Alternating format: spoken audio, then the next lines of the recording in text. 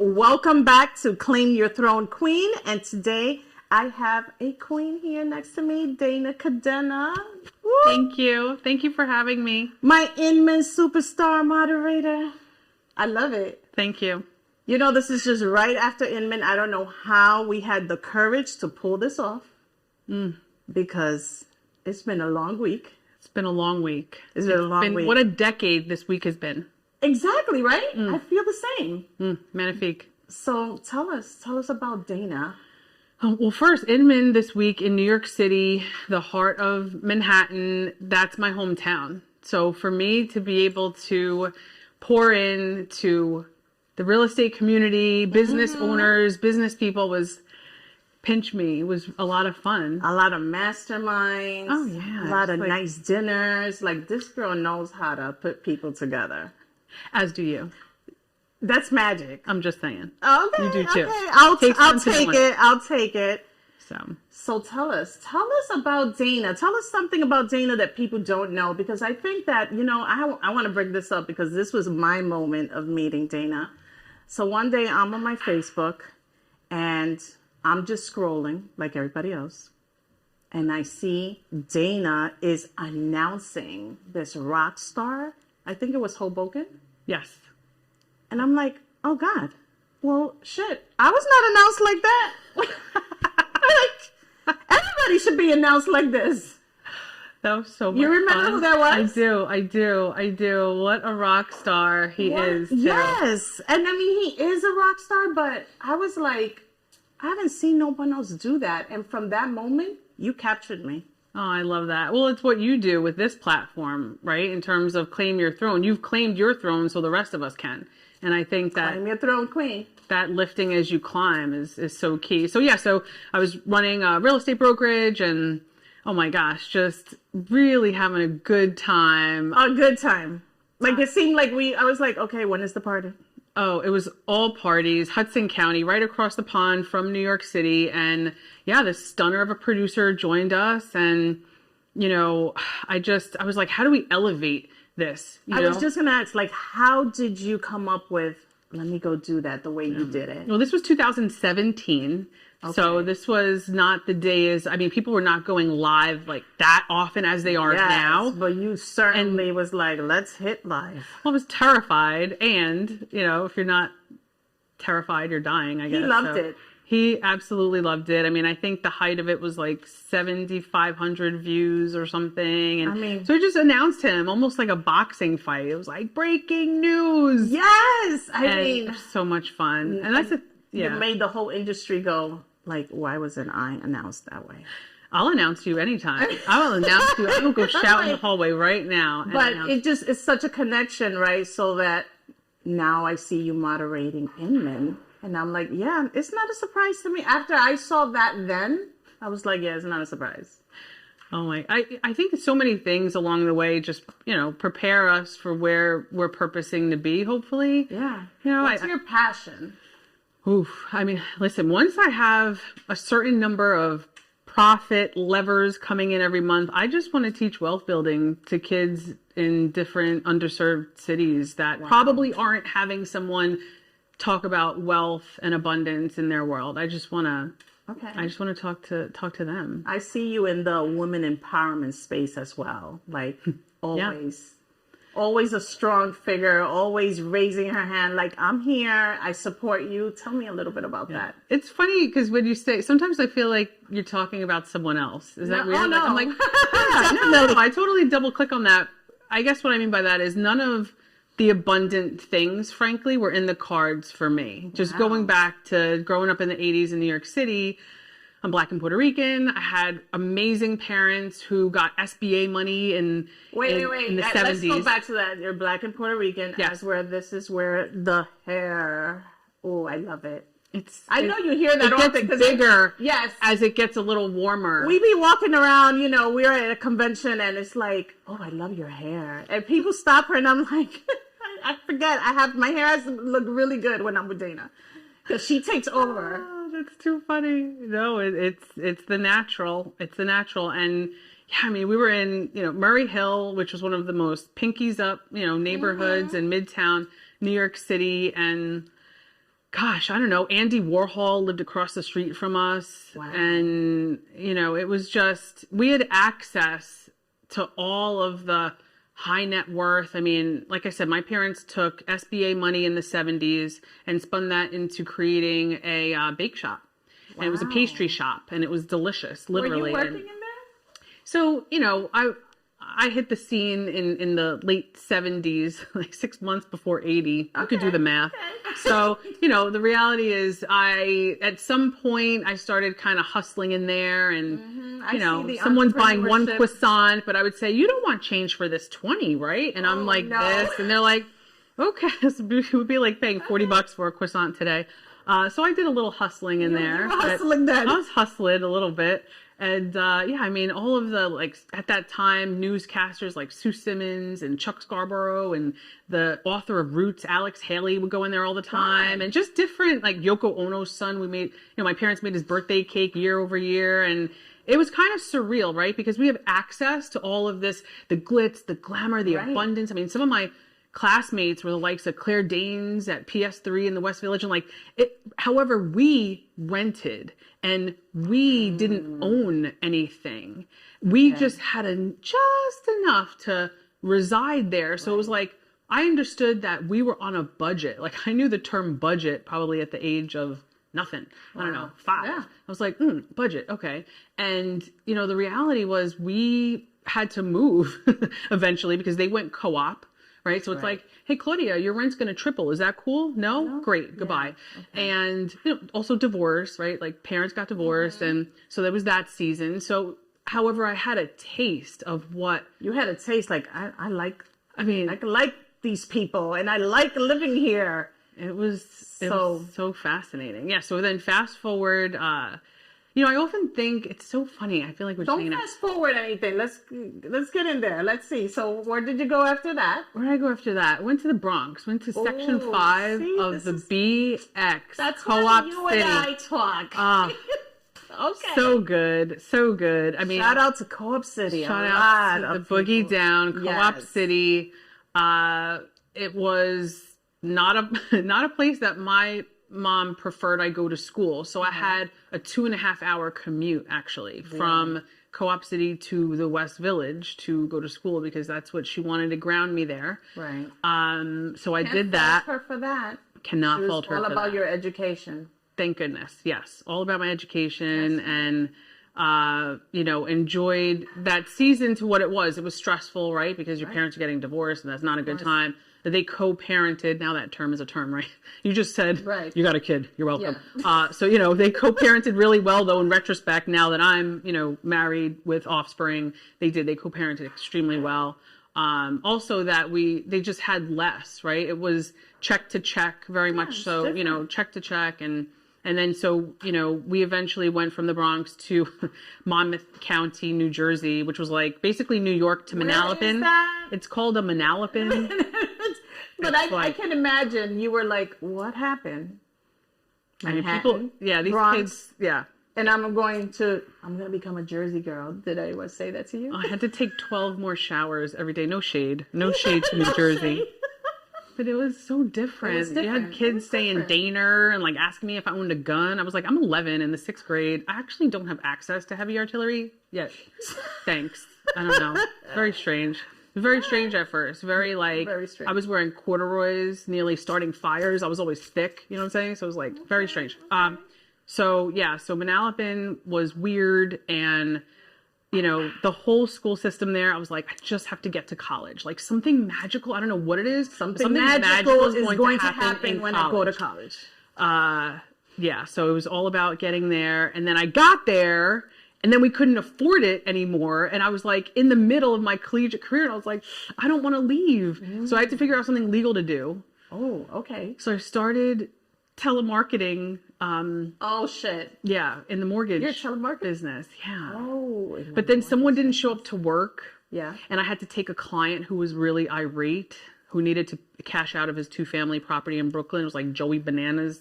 With the most respect. Right down Dana's alley. I could see where this is going. I talk Joey Bananas, honestly. I'm not surprised. and talked him off the ledge. And thank goodness the owner of this mortgage company I worked, I was best friends with his little sister, and he paid me the right way as if I was the, originating loan officer. And I thought I was rich because I was 19 and I got paid $7,100. What did you do with that money? I went to the bursar and paid them $7,000, and I had $100 left over. I was like, I get to stay in school this semester. Wow. We don't know about next semester. You're so responsible. You were so responsible. I had no choice. It was like I had to find a way. There was no way. Like, how does a 19-year-old access $7,000 legally? The thing was, my bill was $21. Right. But I went into the bursar and had a really good, fierce conversation to figure out what grants am I not accessing that I need to access. And I would never forget him. He was like Silver Fox. He had silver hair. And I'm sitting there. I'm working him. I'm just asking him things. Where are you from? I'm making nice. It's like benice.com. I'm like, where are you from? Nice. He's like, I live in Connecticut. He drives all the way to. I was just the whole time. Yeah. When you have an actual keyboard and there's a number pad, and he's hitting those numbers on the number pad, probably lessening my bill clearly because it was like 20 and change, and it went down to 7. And I was like, great. How in the hell am I going to find $7,000? So I did that, learned how to negotiate, I guess, in college. That's exactly what you did. That was probably one of the best things. Best negotiations you've ever had? Well, besides meeting my husband 5 months before we graduated. That was Come on, you did not have to negotiate that. No, I did negotiate that. He negotiated that. He's so welcome. Listen, if I were to give you a list of what I would really want and desire in a ride or die husband, he far exceeds the list. Ooh, Shout out to hubby. Man, G-Unit. Gerald. G-Unit. I'm tone deaf. Sorry, I will not sing. Good. No, Gerard, right? Gerald. Yeah. Yeah. The Gerard is the rock star that I signed in Hudson County. Yeah. So your husband Gerald is from? He is from Bergen County, New Jersey, West New York for a while, and then turned Fort Lee. And he had this firecracker with him now. So was he ready for that? Is anyone ever ready for Dana? Listen, opposites attract, right? He's more of calm behavior, observer, quiet. You kind of assess that. Good job. I'm proud of you, sis. Good job. Good job on that. Mira. I know it. So it's the opposites attract. And listen, I'm grateful for him because we'll always have like $1 somewhere. And so to that, right? Like neither of us came from a financially abundant. So it's like, how do you collaborate with someone where you value this concept of generational wealth, and we call it all these fancy things, but the reality is, how can we, create a family that's abundant together for future, like generations that kids will never meet, right? And like, how do we do that for the long term? A lot of people think that it's very difficult. I mean, some people stay stuck there. Let's be honest. Right. So it makes me think about, generational sin, for example. Like if someone has parents or a parent who drinks heavy, right? And then the kid either, takes one path or another, usually, right? Yeah. They're going to follow in like the rough path of drinking to an abusive way, or they're going to steer directly opposite to it. And my thing was like, thank goodness we didn't grapple with that, which many do, but I grappled with my parents never owned any real estate. There was nothing to bequeath, right? There was, and so it would be generational sin for me to slip into that and never own and just have that. Although they were brilliant, my parents, they just, didn't crack the code on owning any equity. And that's why I think I named all my cars equity. I named things equity. This is named equity. Right? The name of this bracelet is equity. Okay. So it's like, just to keep it in the forefront, you know what I mean? It's really important to us. So we own property, and I don't know, so your values are very in alignment. Yeah, I think we all could do an alignment check. Like, are you in alignment with the people you're working with in the work lane? Are you in alignment with people in your household? Are you in alignment, right, with your friends? Because you're a product of the top 5 crew that you hang out with. Surrounding yourself with, yes. Amen. So what happens to do you become like the mortgage girl? Oh gosh, what did I do? Yeah, well, I mean, I was in the mortgage business from 99 to 2010, so 11 consecutive years. That's a long time, Dana. I wasn't expecting that. Yeah, I get bored fast, so I got my license kind of in the middle of that. I got my license to sell real estate in 2005. Okay. So I had a double up, right? What made you go from mortgage to add real estate? Yeah. So I kept, as a mortgage loan officer, what happens is you're constantly reading these contracts of sale because you're funding the product. You're funding the product of the properties. And I kept reading the contracts and I'm like, these agents are killing it financially. I'm like, I can do that. I'm not married, no kids. I got some time on my hands. I was working 90 hours a week. I mean, during 9/11, for example, I'm fresh out of college. None of my friends can find jobs. 9/11 hit. It was rough that fall. Obviously, I mean, beyond rough, right? So many lives. It was horrible, like, beyond horrible. And I mean, I'm here. I thought I was rich at one point because I had, like, I don't know, 20 grand in the bank. And I called my parents. I'm like, you can retire. Yeah. I'm like, you can retire. They're like, how much do you have? No, calm down to a normal panic. Like, that's not a lot of money, Dane. Yeah, no. But I was excited because I thought that for me at that time, I was like, oh my gosh, we made it. It's like, nope, because the market pooped the bed and we had to change the sheets. So that 20 grand went really quick in 2008. But you stood being an agent. And then when did you let go of being a loan officer? Yeah. So in 2005, now I have a real estate license and a mortgage license, and I was doing all of those things. And then when Dodd-Frank and, you know, all the regulation came out in like the summer of 2010, I had to make a decision. It was like, I had to choose one thing. Okay. Yeah. I had to choose one thing. Now you have to choose one thing. Yeah, because the compensation for mortgage reps got dicey. I mean, it really was like, hey, you were used to making this. Now you're going to make less than a third. Is that cool? No, thanks. So I ripped off that mortgage Band-Aid in 2010. So that was 11 years. I learned a lot. It helped me learn a lot. Yeah. And just ran with real estate. That was the foundation. I mean, how to deal with people, problem solve, deal doctor, different behavioral styles. So your conversation and your consultation with your clients had to be like on another level. I mean, I had to be. So my parents were divorced, right? I had my mom's rent to pay. I had my dad's rent to pay.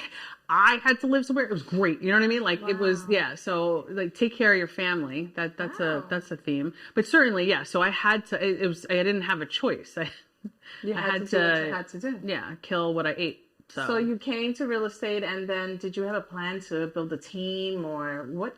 How did you? Yeah, I was just kind of like trial by fire in the beginning. I don't know how. I was rookie of the year because I figured out how to sell about 14 properties my first year.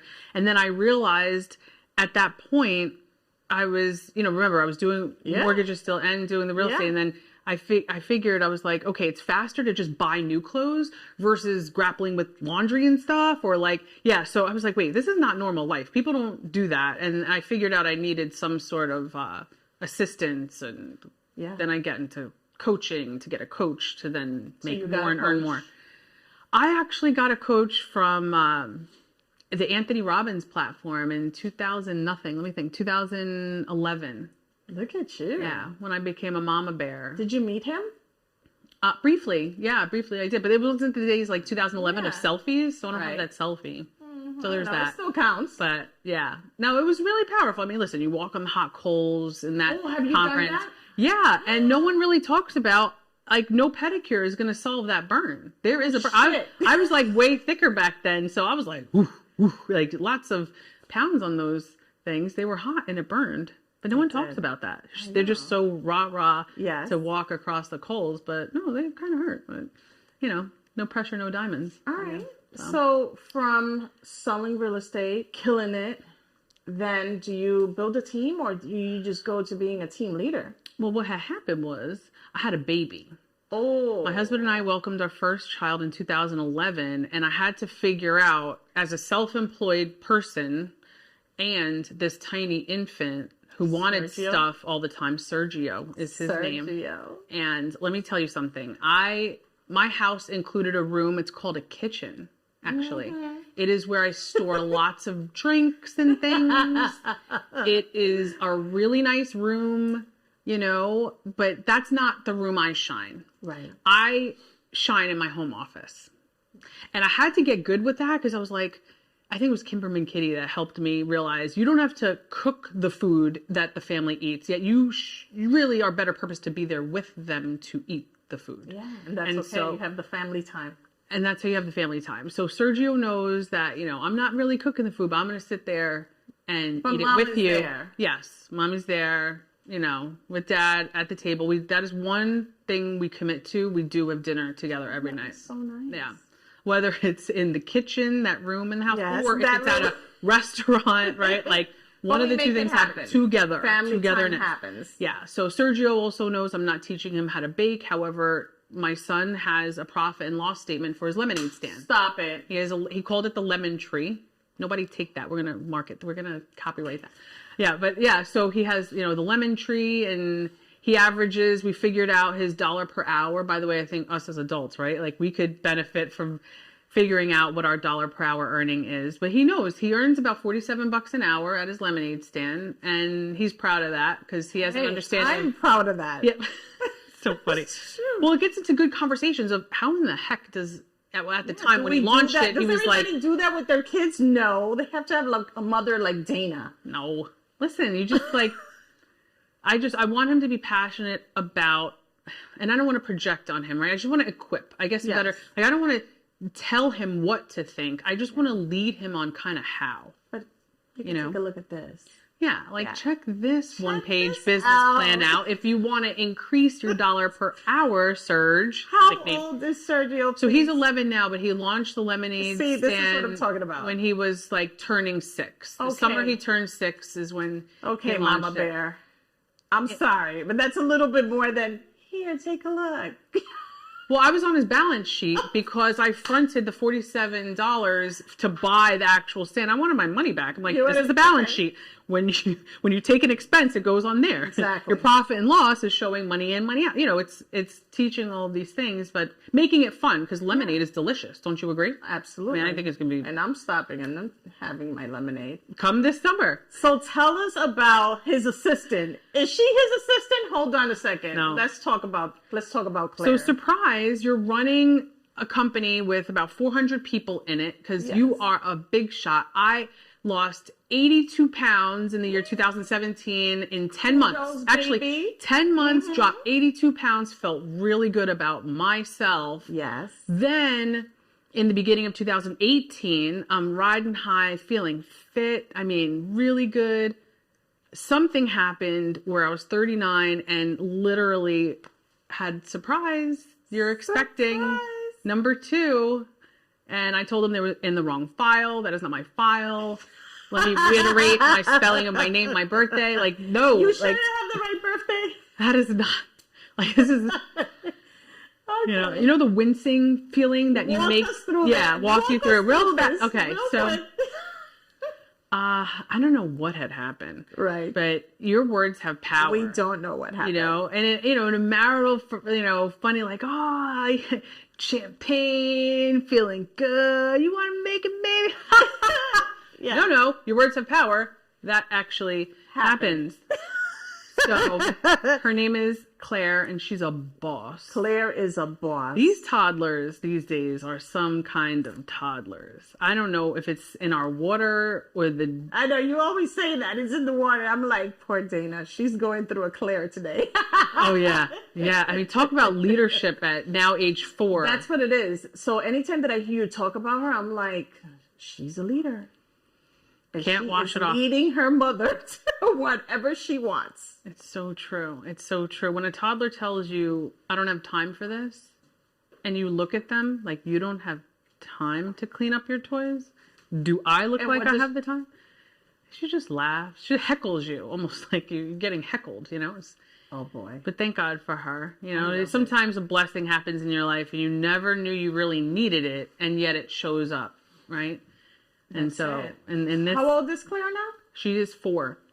4 years old. Yeah, she's 4. This is good. You got a good team now. Oh, squad goals. Yeah, it's good. It's great. Listen, I'm an only child in my household. I have some amazing siblings that arrived way, way, way, way, way before me. I mean, some are in their later 60s and 50s. And so in my early 40s now, I can say, I mean, there's a lot of personalities in the house. For someone who's used to, for 10 years, a single parent household. Yes. Right. So my parents were married until I was about 7. Then they're divorced for 10 years. Wait, plot twist. They get remarried to each other when I started college. I forgot that part. Oh, they really tried hard. Really? Yep. my parents remarried each other when I started college. Oh. Yeah. And then separated again after I graduated. But anyway, everyone's friends. But yeah. That's good. That's good.